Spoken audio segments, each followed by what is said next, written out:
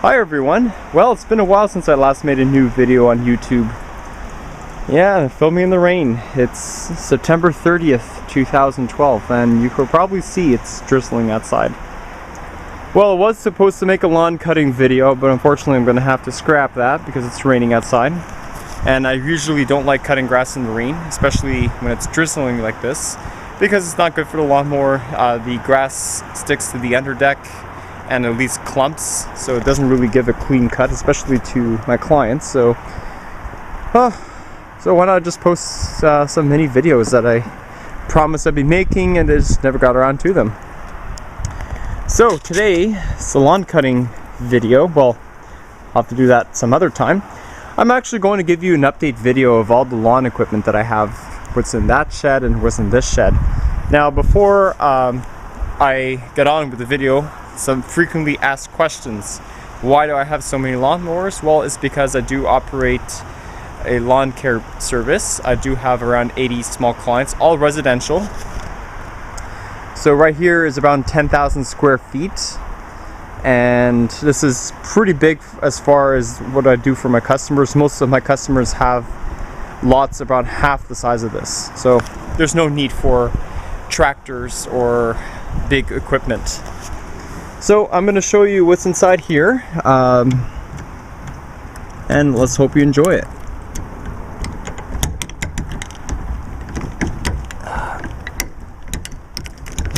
There we go. So this is part one of the shed. We have our 1999 yard machines by MTD. This is a 5 horsepower Briggs & Stratton rotary tiller. The 2 snow blowers, the Toro PowerShift 1028 with a 10 horsepower Tecumseh overhead valve. And here's my own personal one, the Mastercraft 10.5 horsepower 30 inches. It's got all the bells and whistles, heated handlebars, electronic chute, which now works, and 4-wheel drive. This is our John Deere tractor, a D100 model. So far right now it's got 0.8 hours on the machine. It's got a 17.5 horsepower Briggs & Stratton motor, overhead valve, really cool engine. And something I haven't really featured on film, I have a video if everyone's interested in me uploading it. This is a 2010 Simonized 2900 PSI pressure pump with a Honda clone motor, 6.5 horsepower, right over here.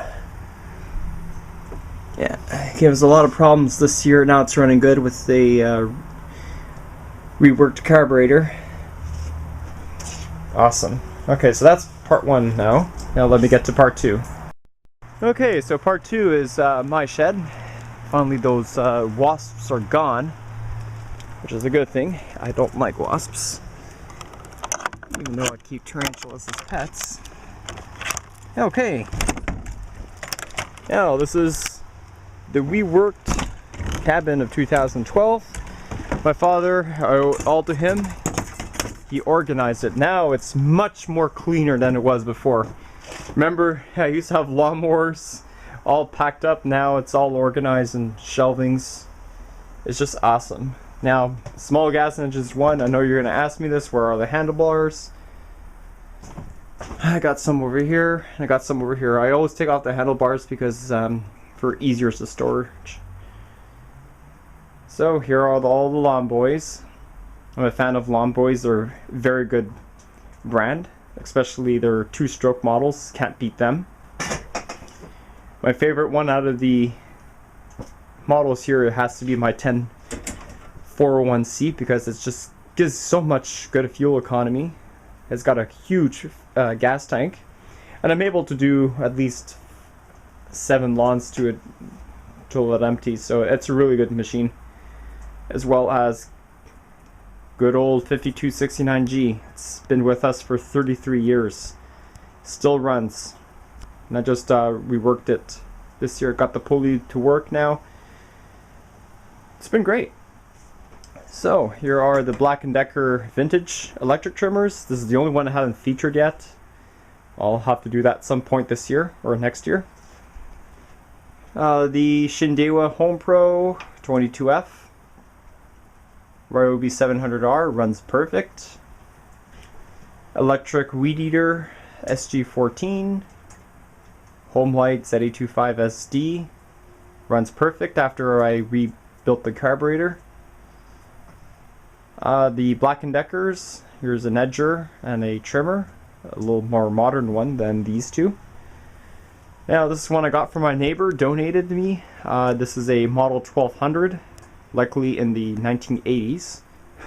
Pretty small unit, but really cool. Yeah, all these are 2 strokes, except this one right here, and this guy right here. These are both Tecumseh powered. This is a 4.5 horsepower, and this is a 5 horsepower motor. I got another F engines here, the 8243AE minus the electric start. This one I do have to do work on. It's giving me problems to start it in my last lawn cutting video. And the 5277 has some bad bearings, which whines a lot. The 10642C, the Briggs & Stratton motor, electric start and self-propelled. Now I think Band of the Run 87 asked me what's wrong with the recoil. Well, it's just this came off, so it's much more loose. I just have to tighten that. And then the Sleeping Briggs & Stratton Rally, just a pain in the butt to start.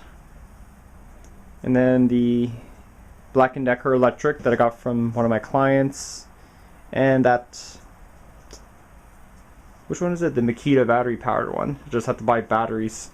Have the batteries there, but one of them is just completely dead. It's just not enough power to run the motor. And you could look here, all my trimmers now are completely organized, and it's so much easier to actually get them than going in front of a lawnmower and trying to figure out which one it is. So all these are still models. So the 2009 FS38, the 2010 70RC, finally figured out how to work this damn gas cap. Now the trick to this model, I finally figured out why my gas cap wasn't working properly. Like, I mean, it wasn't really closing, was the fact that I had my tank too full. I guess the plastic warps on it and it doesn't really seal properly, but now ever since I don't fill it completely all to the top, I can close that thing no problem. Same thing goes with that FS90R that I got last year. Did suffer a lot of problems this year with it, with a bad diaphragm and then later on a bad spark plug, but overall she runs perfect. And then the FS250R that I bought this year, just too good to me, and I keep it very, very clean. I just have to clean the other ones. Then that electric one that I got from the flea market last year, it's too good. Then it has some couple of home lights here. The left one is the Zip Start with a John Deere motor. The Mighty Light 2008 that I got from Home Depot. Surprisingly still works. Straight shaft. Then the 2 weed eaters here. The one on the left is the XT600, and then the Featherlight. Both don't work. No surprise, since Weed Eater is a cheap brand. I actually bought this one because I wanted to swap parts with it, and I figured out that the stupid carburetors weren't the same. But anyways, I got that for 20 bucks. I'll get that fixed. And then this guy right here, it's not running anymore. I took off the carburetor and put it on that one because I just like this one better. Guy right here, the Handy Stick Weed Eater battery one. Oh, also for my blowers, I have the BG55, which is a perfect unit. Not one major problem with it. This guy right here is the BG86 that I got last year. Still has the clogged muffler arrestor screen. I have to fix that up. I'm probably going to do it this afternoon. Since it's raining outside, I have nothing to do. BR420 Magnum runs perfect. I have to put a new spark plug in there. I think that's why it constantly, sometimes it floods. But that's normal with this model because it does have a manual choke. And then no complaints here. My brand new that I bought this May, the BR550. One of the best blowers that I have. I don't know, maybe next year I'll get a 600 or maybe try out the BR350 or 430s. Heard good reviews on them. Great unit. Now I could have gotten the BR600, but I opted not to. It was around 50 bucks more, plus or minus when you're going to add sales tax. That's about 100 bucks more than a BR550, and I really don't need all that power. The 550 is just good enough for what I use it for. Mainly I use the 550 for blowing leaves and clippings and little rocks from condos and driveways. So only very rarely do I ever need it for like the big stuff, like the ones you saw in my country house, the leaves, which I'm going to be going this fall to use it. So I'll be able to bring the 420 and 550 and see which one's better. I know the 550 will be better, of course, because it's got a larger motor in this one. So before I end the video, I know I'm going to get this asked quite a few times. Why don't I have Red Max or Husqvarna products? Well, I'm in Canada, and mainly in the province of Quebec, which is one of Canada's 10 provinces here. They just simply don't offer them here because the #1 brands of trimmers here are Echo and Stihl. So a lot of the dealers just don't stock up on those products, mainly because these are the biggest sellers and they don't really want to stock up more of their inventory. So that's pretty much it. If they were offered here, I probably would have gotten one. So I just wanted to share with you this new update video of my lawn equipment, especially now that you've seen all that I have. I do have some broken units like the weed eater blower, have another 700R at the corner, and then don't forget that home light blower there that I took parts of off of it. Yeah, cool. Anyways, everyone, so hope you enjoyed this video, and thanks for watching. This looks so much better with all the trimmers here. Thanks, Dad. Did a good job.